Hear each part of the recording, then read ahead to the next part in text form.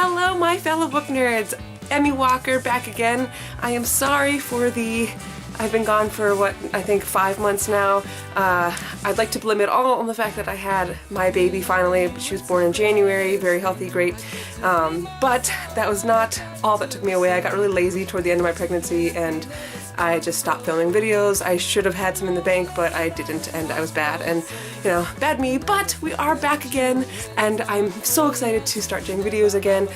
I don't know how often I will be able to do them, considering I do have a infant. She's 2 months old now, so I'm going to do my best to get you at least a weekly video. I'm going to do a bunch of videos here today just to have them in the bank like I did not do last time, preparing for when she would, you know, be in the world. But I plan to have a couple of videos, hopefully 4 videos for you guys, so at least if I don't film I can get some out for you guys to see, because I know you all missed my face. Well, yeah. Anyway, so today I'm actually just going to start with just a quick books that I've read since the beginning of the year. I've sadly, having a newborn and a 2-year-old at the same time leaves very little time for reading, because most of my time is spent either sleeping or attempting to find some way to eat. So yes, there's very little time for actual reading, but I'm slowly getting back into the habit of reading. I haven't even started writing again, so that's, you know, a thorn in my side, but gotta get back into the groove of things eventually. I think over the next year I should be able to get back into the swing, but until she's on a normal sleep schedule, my reading will unfortunately have to take a hit, so I won't be having as many, you know, what I read this month type of videos, more book hauls, because I'm buying more books and, you know, that's fun. But I will do my best to get to at least the few books that I do end up reading, you know, my opinions to you guys. So far this year I've completed officially 3 books, though Goodreads says I finished 4. Apparently it counts when you've read, or when you've did not finish a book. My DNF pile still counts it that I read it, even though I did not. I need to figure out how to, I'm sure there's a button I can push that changes that, but for now I've officially read and completed 3 books, and one of those was actually a reread, so I don't know if you can even count that. Anyway, so the first book I finished was The Sorcerer's Stone, Harry Potter and the Sorcerer's Stone, that is, by J.K. Rowling, and this is the illustrated edition, and usually I would, you know, after finishing the first book, I would continue on to the rest of the series, but as I said, my reading has taken a hit, so I actually didn't start reading the rest of the series, so that was the first time I've ever done that, and it was very strange, but it was a first for me in the book world, and that's, you know, good to have book first. Any firsts are fun.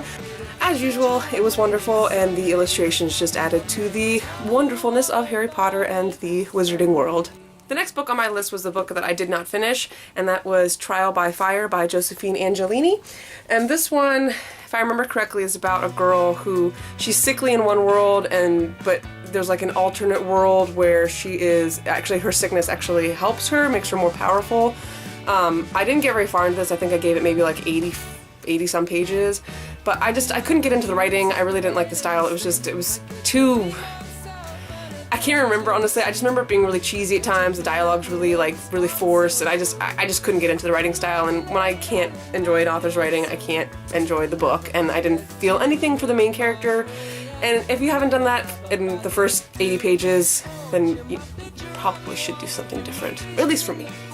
Next, I picked up Poison Study by Maria V. Snyder, and this one I really enjoyed. This is about a girl who is headed to be executed, but is then instead given the choice to become the, I forget who, commander, I think is who the commander's, somebody high up, but the commander's food taster to check for poisons, and so she is given a way out.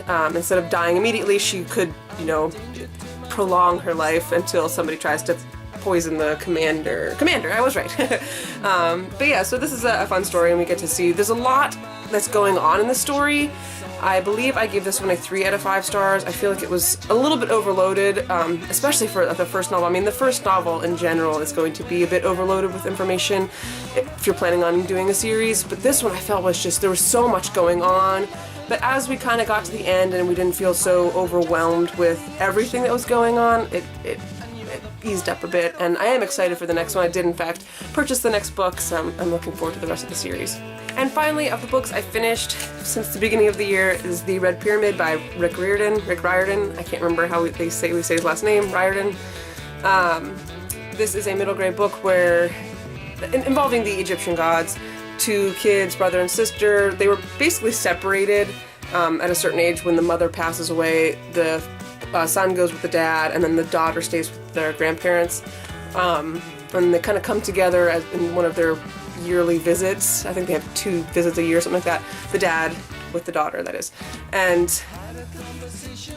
the dad, I don't know how much they say. I can't remember how much they say that before it ruins it, but them coming together, something happens, and then they go on a crazy adventure.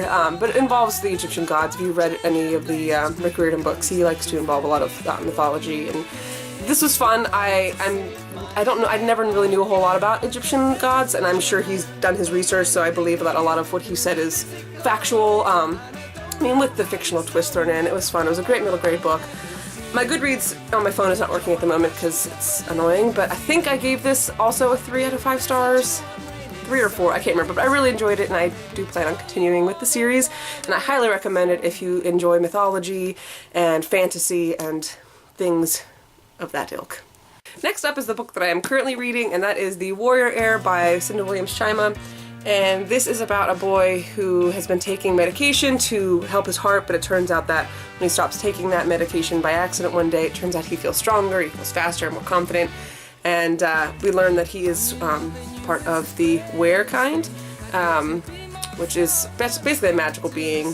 There's 5 different kinds we find out later. There's wizard, there's Were, warriors, enchanters, soothsayers, and something else, but I can't remember. But anyway, so this is about him, you know, discovering what he is and learning how to, you know, cope with that. I was really thrown. I was expecting this to be set in a different world, but it's actually set in our world. I think it's actually in Pennsylvania somewhere, or within that region. So, because you know, they kept mentioning certain landmarks that were familiar to me. And I was actually really surprised that it was the same time period, you know, maybe within, you know, give or take 10 years. But I was really surprised. I expected this to be something that had taken place in some type of more of like a Game of Thrones type of world, where it's not, you know, super fantasy, but it's similar to our own world, but it wasn't exactly our world, but it is. It's set in our world, our time period. It was really crazy. It was an interesting take on like a fantasy, so I guess that's what they call low fantasy, but I'm enjoying it so far. I'm a little over halfway through, yeah, according to my skull bookmark. But yeah, so I'm really enjoying it. I can't wait to get on with it, and we'll see how that goes. So there you have it, the books that I have read and am currently reading for so far of 2016. My Goodreads goal is 40 books, but considering we're almost at the end of March and I've read 4 books-ish, I'm not seeing that it being a very good chance I'm going to get that goal, but that's okay, and hopefully I'll pick it up here within the next couple of weeks, and with, you know, filming the videos, I'll feel more obligated to get those reading, you know, juices flowing and tell you what I think about all the books that I've read. Alright, well, thank you for watching. Don't forget to like and subscribe if you enjoyed the video. I will see you later, book nerds!